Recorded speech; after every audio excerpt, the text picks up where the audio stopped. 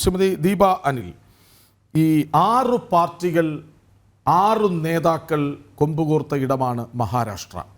അവിടെ ശരത് പവാർ, നാനാ പട്ടോള, ഉദ്ധവ് താക്കറെ, മഹാവികാസ് അഘാഡി സഖ്യം, മറുവശത്ത് മഹായുതി സഖ്യത്തിൽ ദേവേന്ദ്ര ഫട്നാവിസ്, അജിത് പവാർ, ഏക്നാഥ് ഷിൻഡെ, 3 ശക്തരായ നേതാക്കൾ. നേരത്തെ ചോദിച്ചൊരു 3 പേർ അപ്രസക്തരാവുകയാണ് ഈ 5 വർഷക്കാലത്തേക്ക്.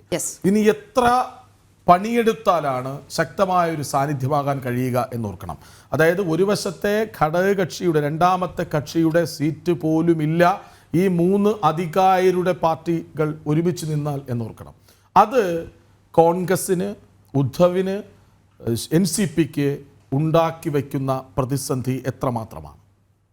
നോക്കൂ, ഒരു തെരഞ്ഞെടുപ്പ് ഫലം പ്രബലരായ രാഷ്ട്രീയ പാർട്ടികളെയോ അല്ലെങ്കിൽ നേതാക്കന്മാരെയോ ചിത്രത്തിൽ അപ്രസക്തരാക്കുമെന്നും അല്ലെങ്കിൽ ചിത്രത്തിൽ നിന്ന് മായ്ച്ചു കളയും, രാഷ്ട്രീയ ചിത്രത്തിൽ നിന്ന് മായ്ച്ചു കളയുമെന്നൊക്കെ പറയുന്നത് അത് എത്രത്തോളം പ്രായോഗികമായിട്ടുള്ള അല്ലെങ്കിൽ എത്രത്തോളം റെലവൻ്റ് ആയിട്ടുള്ള ഒരു സ്റ്റേറ്റ്മെൻ്റ് ആണെന്ന് എനിക്ക് മനസ്സിലാവുന്നില്ല. തെരഞ്ഞെടുപ്പിൽ വിജയവും പരാജയവും ഉണ്ടാവാം, ചിലപ്പോൾ വലിയ പരാജയങ്ങൾ എന്ന് വെച്ചാൽ നിങ്ങൾ ക്ലെയിം ചെയ്യുന്നത് ഇനി ജാർഖണ്ഡിൽ BJPക്ക് യാതൊരു പോസിബിലിറ്റിയും ഇല്ല എന്നാണ്. ഞാൻ പറയട്ടെ, ജാർഖണ്ഡിനെ സംബന്ധിച്ചിടത്തോളം പഠിച്ച പണി 18ഉം അവിടെ BJP കഴിഞ്ഞ 5 വർഷം നോക്കിയിരുന്നു.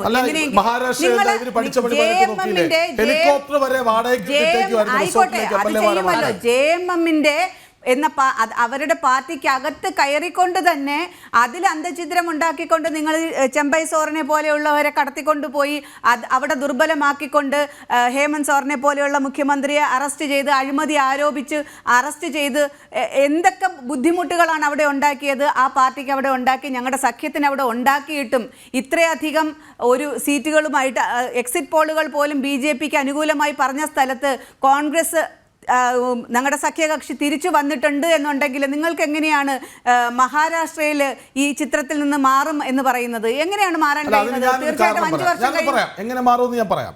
ശക്തമായ പ്രതിപക്ഷമായിട്ട് ഞങ്ങളുടെ പാർട്ടിയും നേതാക്കന്മാരും അവിടെ ഉണ്ടാവും. ശരി.